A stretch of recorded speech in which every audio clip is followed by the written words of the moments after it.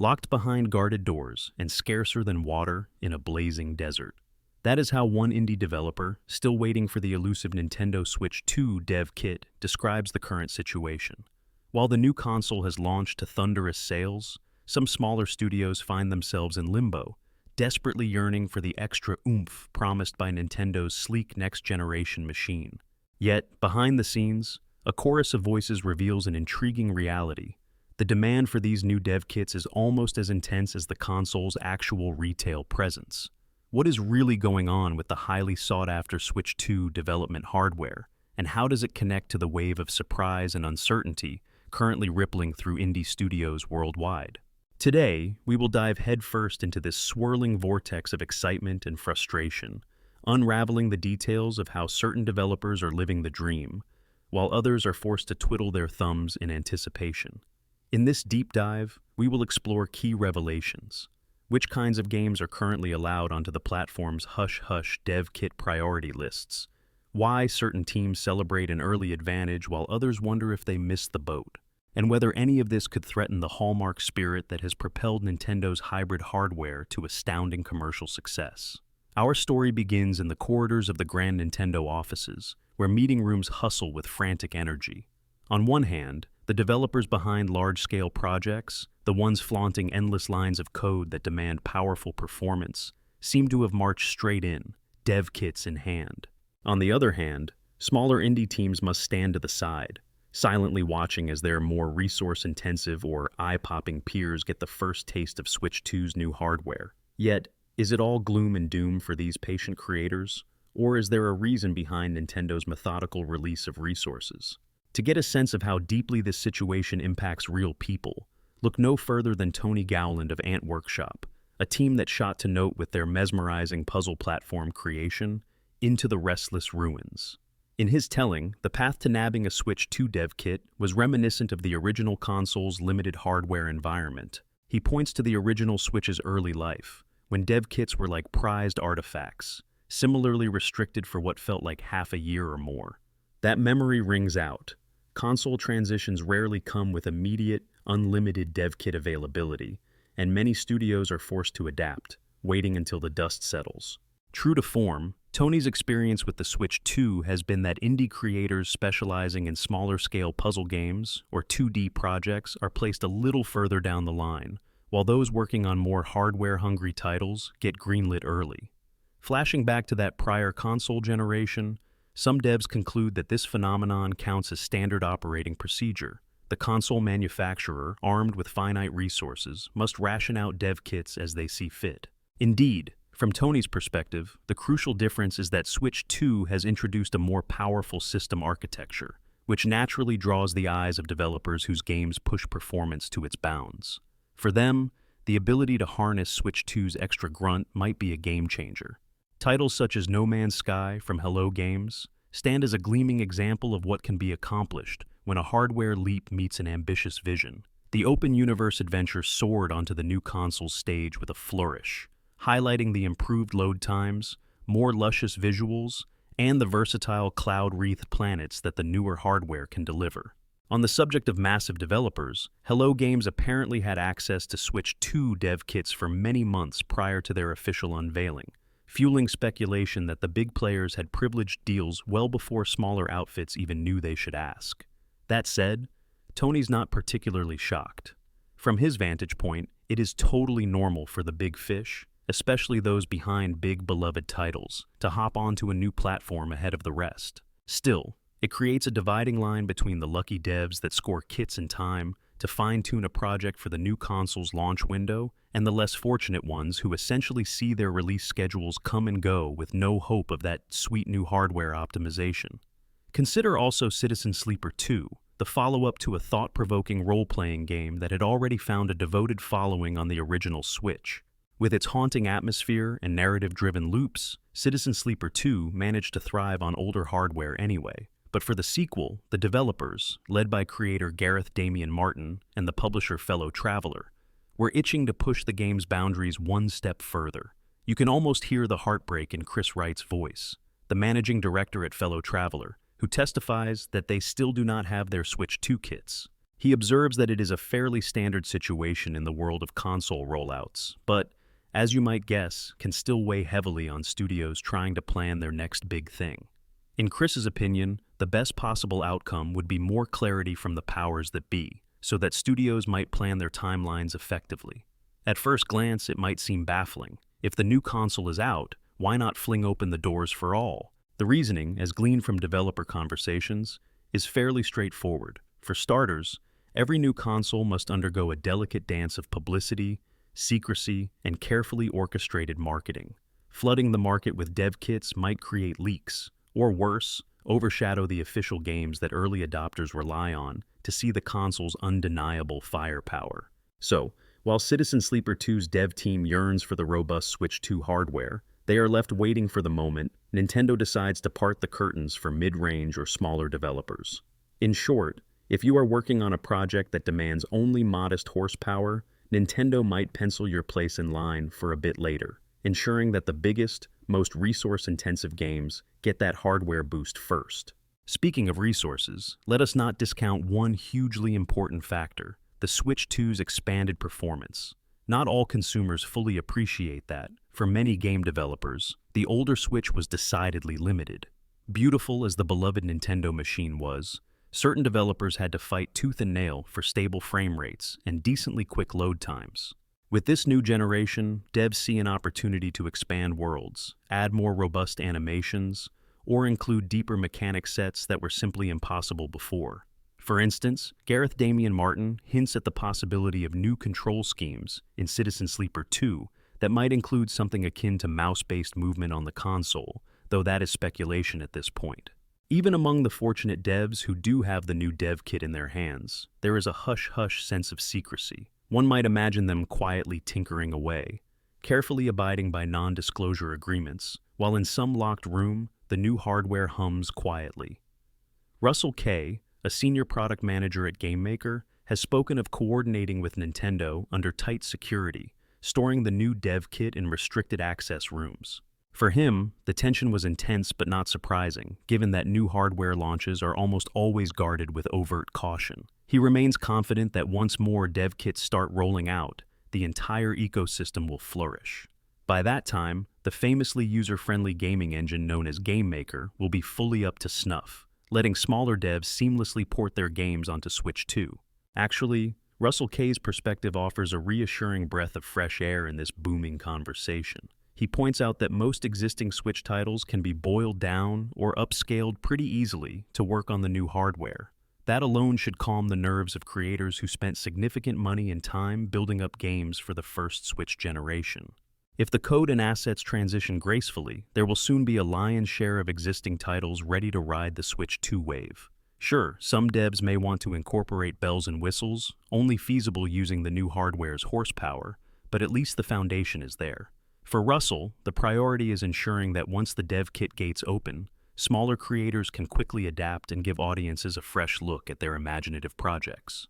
In the meantime, the early Switch 2 library has leaned heavily on established hits like Mario Kart World, a high-octane reimagining of the iconic racing franchise with more tracks, more intense visuals, and surprising new modes.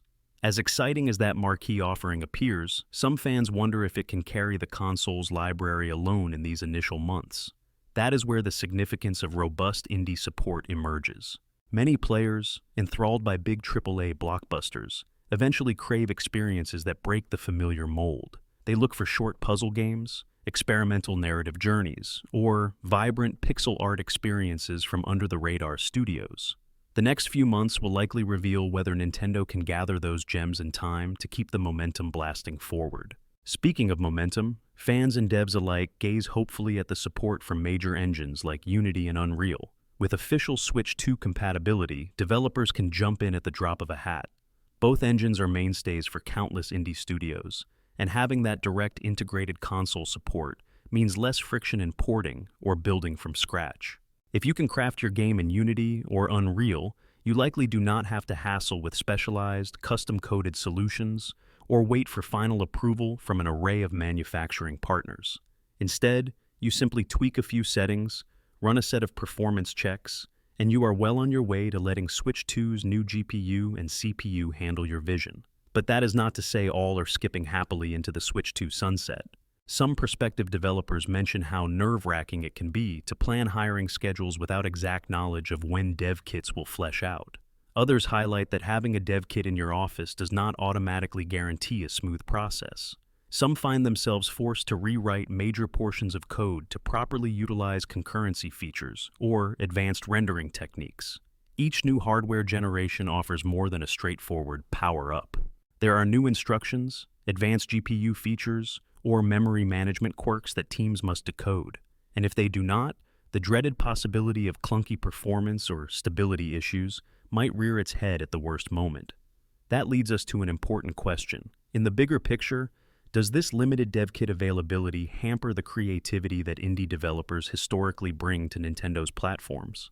From Tony Gowland's vantage point, likely not in the long run. The initial shortage might simply slow the pace of new releases in the console's infancy, but as soon as the dev kit floodgates open, expect a flourishing array of creative pitches, from the 2D puzzle mania reminiscent of the older Game Boy days, all the way to fully 3D epics. And then, once that wave of content arrives, players might see an explosion of variety on the Switch 2 eShop, echoing the avalanche of indie hits that came to define the original Switch era. Nonetheless, for the studios hungry to release soon, there is a definite frustration. Chris Wright from Fellow Traveler passionately notes that these puzzle-like waiting games can scuttle marketing strategies.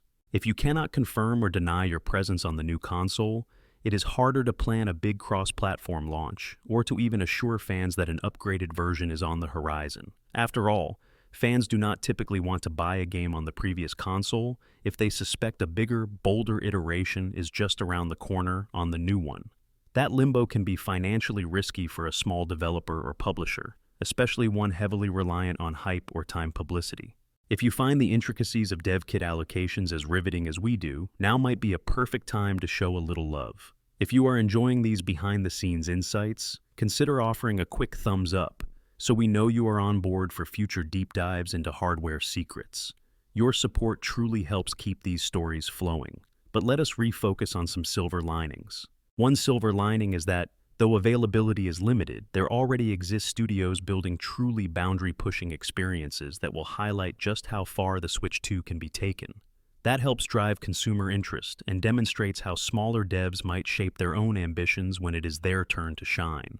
In effect, it sets a performance baseline, letting lesser-known studios see precisely how advanced their creations can become. And it underscores that the Switch 2 is not merely a minor upgrade, but a fresh platform whose architecture could catapult certain ideas into the mainstream spotlight. Another unexpected advantage is the longevity of the previous Switch library. In the classic tradition of Nintendo transitions, there is a certain degree of backward compatibility rumored to exist here, ensuring that owners of the new console maintain access to older titles. This means that even if your beloved indie game has not been fully updated for Switch 2, you can still run it while benefiting from some improved load times or refined performance. Russell Kay from GameMaker alluded to this natural bridging effect when he stated that most Switch games function seamlessly on Switch 2. For the massive catalog of existing indie titles, this is more than comforting. It is potentially transformative, letting them stay relevant for many more months or years as the wave of new-gen titles trickle in. Let us speak briefly of the illusions of hype and expectation. Many fans on social media claim that the near lack of smaller indie games in the Switch 2's first months indicates that Nintendo is not paying attention to the grassroots community. In turn, some developers worry that the new console's initial wave might revolve solely around a handful of big releases, overshadowing smaller projects. However, the wise perspective gleaned from Tony Gowland suggests that, historically, these transitions often feel bumpy in the first half year. Then, once more dev kits appear in the wild, we see an explosion of creativity as the entire industry shifts to catch up with the new platform. For those who have been in the scene long enough, it is almost an inevitable cycle.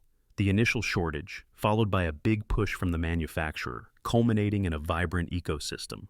A year down the line, few recall the frustrations of those earliest days. Take No Man's Sky as an example. That massive space exploration game is singled out by many as championing the Switch 2's improvements. Hello Games spent well over a year fiddling with the dev kit to ensure their wide cosmos would run seamlessly on the new hardware, Their ability to do so early demonstrates that, indeed, if you pitch a project that demands serious horsepower, or if your game has major name recognition, Nintendo might bump you up the priority list. Meanwhile, smaller puzzle or social simulation titles, though innovative in their own right, need not harness the same raw performance. Thus, they can be left waiting until the supply pipeline loosens. Still, there is that universal refrain from the indie community. Can Nintendo please be transparent about timelines? Chris Wright laments that, without a clearer sense of when certain studios can expect their dev kits, the entire planning process can unravel. Even the simplest announcements to fans hinge on whether the developer can confirm, unequivocally, that they will optimize for Switch 2 from day one. If the dev kit remains elusive, that might undermine the momentum a newly announced game thrives upon. Some studios resort to rolling the dice, developing on other platforms first, and trusting that by the time they are ready, a kit will be available. In a sense, that underscores how deeply the Switch 2 is cherished among not just fans, but developers. After all, we are talking about a console whose predecessor sold tens of millions and helped smaller games find their biggest audiences in eShop's golden cradle. The new hardware holds the promise of an even more robust, immersive experience for all. But with that promise also comes the growing pains of hardware transition, marketing budgets, and licensing complexities, especially for the smallest teams perched precariously on their last bit of funding. Let us not forget the technical intricacies either. You might assume that if your game worked on the first Switch, it will automatically benefit from the Switch 2's performance hikes. In a general sense, that is correct, but to fully utilize the oomph, developers may want to craft bigger worlds, add voiceovers, enhance lighting, or bolster your game's resolution and frame rate. All of that can demand a fresh approach, including rewriting asset pipelines or implementing new physics frameworks. That is precisely why the dev kit question is not just about flipping a switch, ironically. Without the right hardware in your hands, you cannot test the new features or tweak them to perfection. If you only realize certain performance bottlenecks exist late in development, that can be quite costly. Fans might be perplexed, wondering why game creators cannot just upgrade the old Switch build a little. But any developer will tell you that coding is a puzzle of interconnected pieces. Once you open the floodgates to new architecture, any number of unexpected quirks can appear. So, the dev kit is essential for real-time testing, performance profiling, and ensuring that the final product meets the lofty expectations of a modern audience. The difference in power between the old and new generation is not just subtle, it can genuinely alter design choices that might have seemed impossible on the older hardware. Meanwhile, some studios that do not rely on power-hungry rendering might still be eager to leap on board for reasons beyond visuals. For instance, Gareth Damian Martin's interest in potential mouse controls reveals that Switch 2 might open new avenues in the realm of control interfaces. That alone could transform how certain genres are approached for console players who might prefer a more PC-like feel. By bridging the gap between console convenience and PC versatility, Nintendo has the potential to capture an even broader slice of the gaming community, including fans of point-and-click, real-time strategy, or even simulation titles that historically felt clumsy on small or underpowered hardware. Of course, one cannot discount that the entire conversation is overshadowed by swirling speculation about how many more dev kits are lying in wait, simply not yet shipped to developers who might transform the console's software library. Some suspect that once the holiday rush settles, we will see a second wave of kits distributed, maybe even matching or exceeding the pace of the original Switch once that console hit its stride. By then, the world might find itself bombarded with new announcements, from puzzle games to epic fantasy narratives, each brandishing a Switch 2 enhanced sticker that promises fluid performance or updated features. The question is, will it come soon enough to satisfy the fans who crave a robust eShop from day one? All signs indicate that the next year will be a riveting ride for Nintendo watchers, from fans to devs and everyone in between. If you are dying to keep tabs on these ongoing secrets, you might want to stick around by following our deep dives in the future. Trust us, we can hardly wait to dissect the next whisper or rumor that trickles down from behind those locked doors. After all, nothing stirs the imagination like the hush and excitement of a major console shift. Yet, as a final note, the key takeaway is that, while the new hardware is thrilling, the process of ramping up third-party and indie support always has its lumps. Some developers push forward confidently, dev kit in hand, while others stew in uncertainty, checking their inbox daily for that prized invitation. This dynamic can breed frustration, but historically, if you look at the original Switch's journey, it's swiftly turned into one of the most beloved indie playgrounds in modern gaming. Nintendo's approach might seem conservative or even aggravating at times, but it typically leads to a robust ecosystem once enough hardware finds its rightful place in studios worldwide. So, bookmark that fact. If you are wondering whether your favorite indie series will eventually appear on Switch 2, the odds are pretty good that they will, once the pipeline of dev kits really begins to move. For the moment, expect a handful of big hits and AAA features to hog the spotlight as the console's power is showcased to maximum effect. But down the line, do not be surprised if you find a tidal wave of creative new releases tumbling into the eShop, ready to tap the Switch 2's extra oomph for everything from atmospheric puzzle escapades to massive open-world sagas. Meanwhile, keep your eyes peeled for the silver threads of backward compatibility, which might bloom into a subtle advantage for devs who simply cannot wait for new kits. After all, if they can run on Switch, they can run on Switch 2, at least in some form. Undoubtedly, we stand at the beginning of an era that is set to bring about a whole new generation of Nintendo experiences. Which surprise hits will catapult into mainstream acclaim thanks to that new hardware muscle? Which small studios will push the boundaries of what is achievable on a handheld/home console hybrid? And how soon will we see a near seamless flow of dev kits that transform the eShop into a bustling realm of hidden gems? Only time will tell. For now, all we can do is watch, celebrate the successes of the lucky devs, empathize with those left waiting, and look forward to the moment this new wave of cutting-edge technology is finally unleashed upon the entire creative community.